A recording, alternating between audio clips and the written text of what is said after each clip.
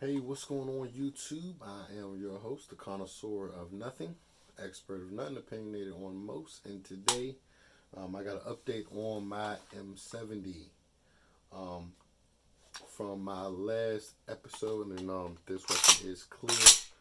I mentioned switching out the optic. Originally, I had the primary micro dot on there. I went ahead and switched it out for this Bushnell TS25. Because of a clearance issue with my Olight Odin.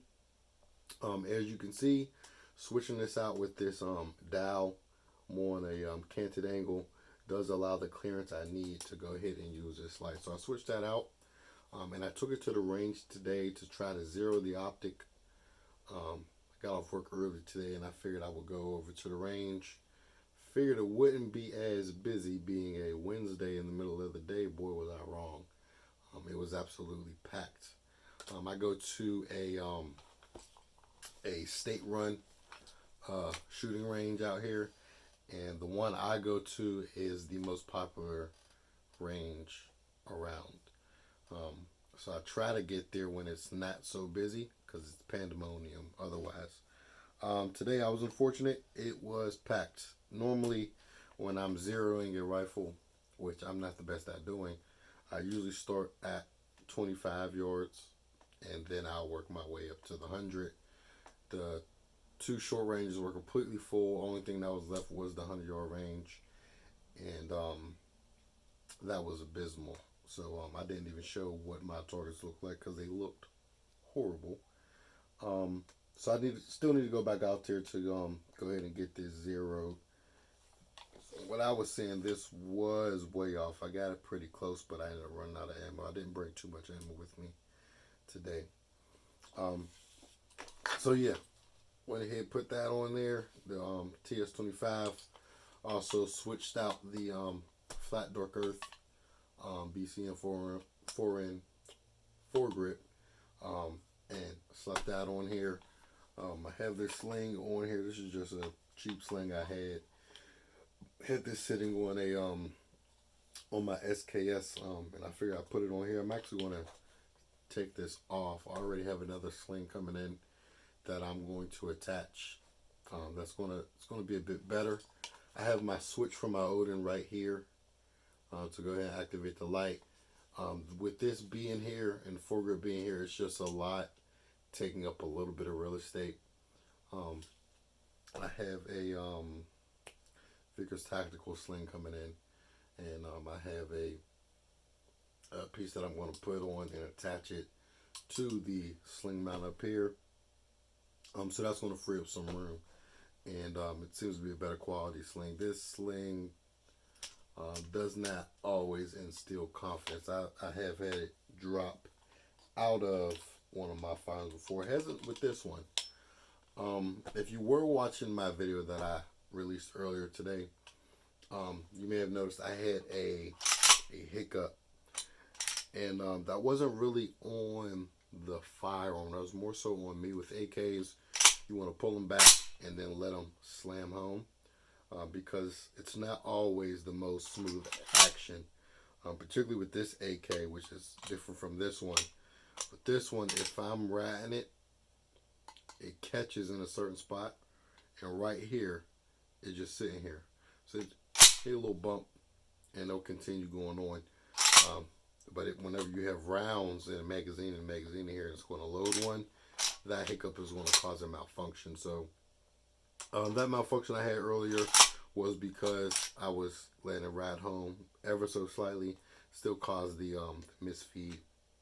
So that was more so on me than the rifle. From my understanding, this issue here is pretty normal with AK, so it's not necessarily an issue. It's just one of the things about them. So yeah, those are really the only other changes I have here, and don't think I'll be making any in the upcoming future. I've thought about switching out this just for aesthetics, but I'm really liking this stock a lot. Absorbs the recoil. Though 7.62 isn't the heaviest recoil around, it does absorb it nicely. I really like the cheek weld that you get with this riser, and switching from iron sights up to here, that adjustment is great, and I like how it sits on the shoulder. And it's a lot different a feel than the other M70 I have it. And again, if you watched my video, you already know about it. If you haven't, and this is news to you, this is what I got. This is my latest pickup. This is another Zastava M70. This is the one I really wanted. At the time I got this, my first one, I really wanted one with the walnut. I really like how the walnut looks on the M70s. It to me is beautiful. So I really wanted one of these, but they were sold out everywhere, and I could only find one with the polymer furniture. So I was able to go ahead and get this one. I picked this one up at dldvip.com. I picked up this. It came with one steel US made magazine. That's how it looks with it in there. Very classic look. And they also sent me with that these are polymer magazines with steel reinforcements here in the back and here in the front. That's how it looks with, let's do that again.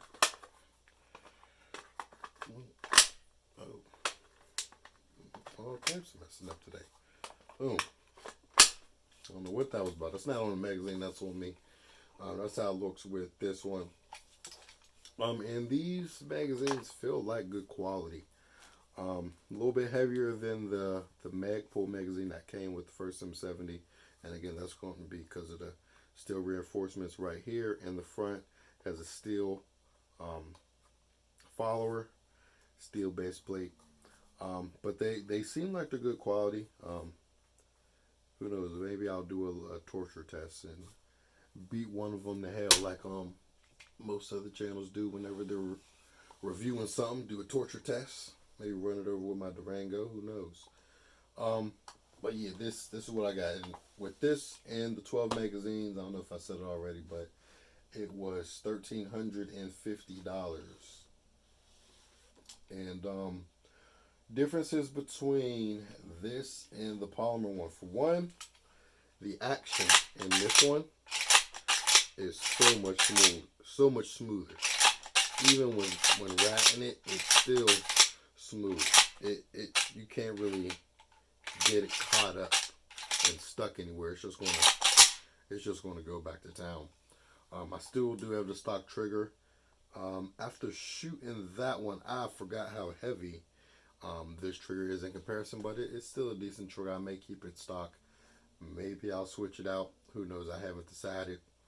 I got this this Russian style sling. I don't know if it is actually Russian. I got it on Amazon. It said Russian, but I really just wanted it for the aesthetic, so that it looked time period correct with the wood. Doesn't have to be the most tactical sling. So got that on here with a little piece of 550 paracord for added dexterity in the sling. And yeah, I am on a back order for a side mount. So I will use that and put an optic on here if I so choose. And if so, I'll just put that on here and leave that Ultimac on there. I really want to keep the wood furniture on here. It's very nice in my opinion. Shooting this is a lot more stout than in comparison to my other M70. And I'm assuming it's because of the attachments I put on it. It is heavier. It feels heavier whenever holding the gun and picking it up. It is heavier than this. This one is quite a bit lighter. I'm not exactly sure how much. I haven't put them on the scale, but this gun is lighter. And when going from shooting, because first I shot that, then I shot this one, and going from shooting that to this, the rounds were a lot more stout. A lot more fell recoil, but still nothing out of control. It was all fine. Um, One thing I did go ahead and get this. If you don't know, if you are familiar with the guns, you may know already. If you don't know, I'll let you know. Um, when I got the gun, I went ahead and put on some boiled linseed oil. You can pick it up at your local hardware store. They should have it in stock. One of my subscribers had recommended it to me, and I think it also recommends it in the paperwork that they give you whenever you get your M70. So yeah, guys, this is the latest addition to the collection. Um, the the stock um, does not sit against the shoulder nearly as well as the polymer one, and that's another thing that I noticed when again shooting that one and then shooting this one. Um, but again, that's the modernized version to make it as tactical as possible. And this one I really want to keep classic. But yeah, that's what I got for you guys today. If you have any questions, please go ahead and like, comment, share, subscribe, tell a friend to tell a friend, and we out. Peace.